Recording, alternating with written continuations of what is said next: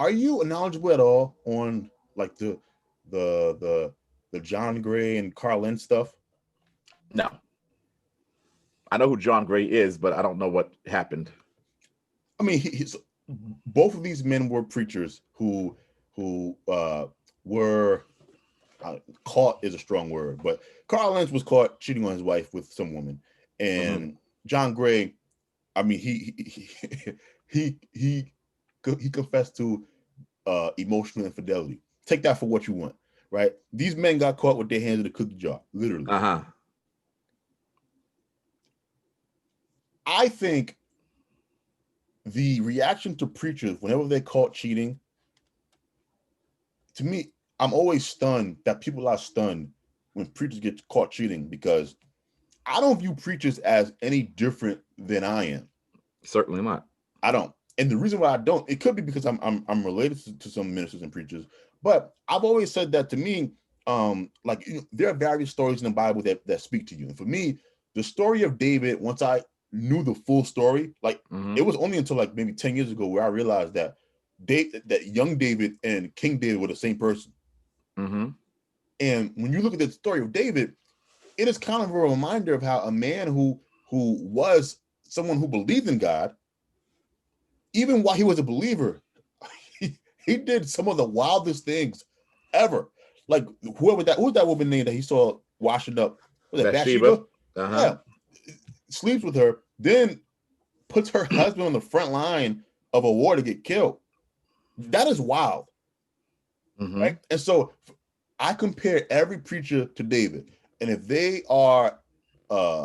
pass what I call my personal David test, then I don't have anything to say bad about them.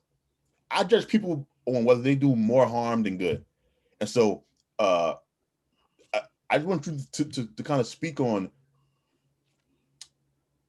should should we be holding pastors and preachers to these insane standards?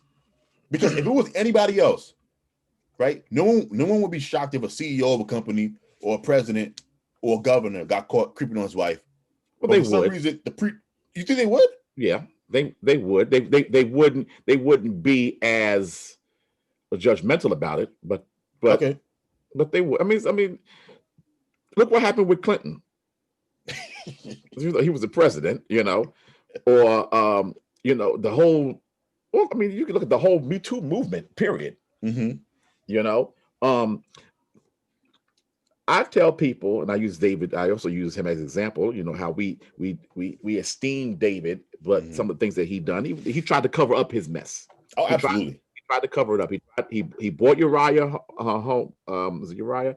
He bought him home. Yeah, he bought Uriah home to get him drunk and sleep with his wife, but he didn't do it. So he says, "Listen, I got to cover this thing up." So then the next thing, put him on the front line. I tell my church, and I'm very honest with my church, people in my church. You got to come to my church one day. Yeah, definitely, I man. tell I tell people in my church, I want to do the same things you want to do. I am no different. I am a human being. The same desires you have, the same desires that I have. Now, maybe not exactly everything, with the same things you want to do, same things Mm-hmm. anybody else want to do. We're all human. The difference is that I've been called and I've been anointed to preach the gospel. Okay, I have the same way you're gifted to play the organ.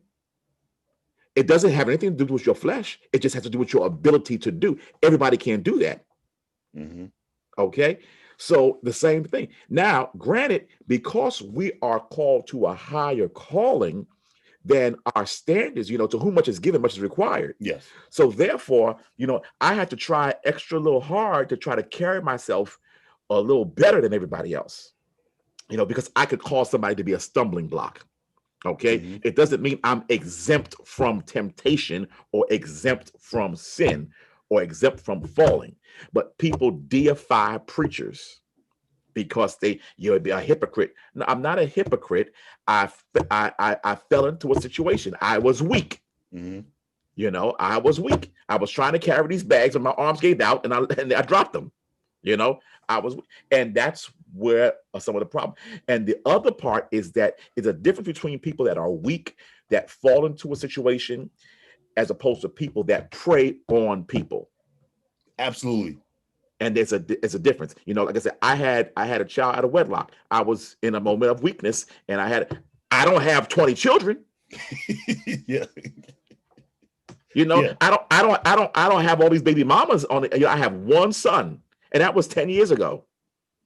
You know, but there are some people that have 13 children, you know, from 7 different people, some from 13 different people.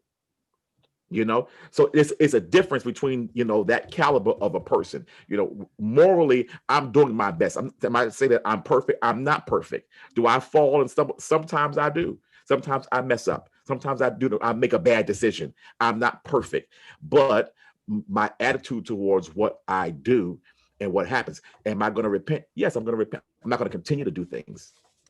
I think that's a wonderful differentiation. Like this difference between a man who stumbles and a man who is a predator.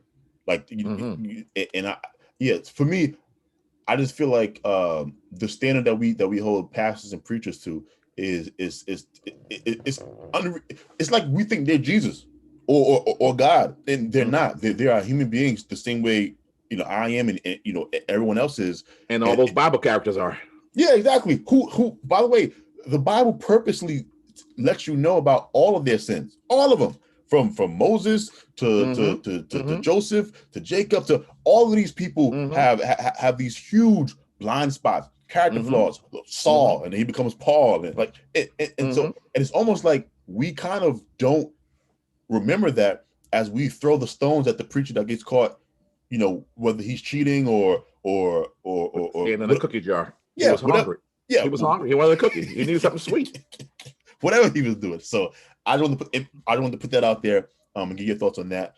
So yeah, man, we've been going for 2 hours. I've been 2 hours. Oh my God.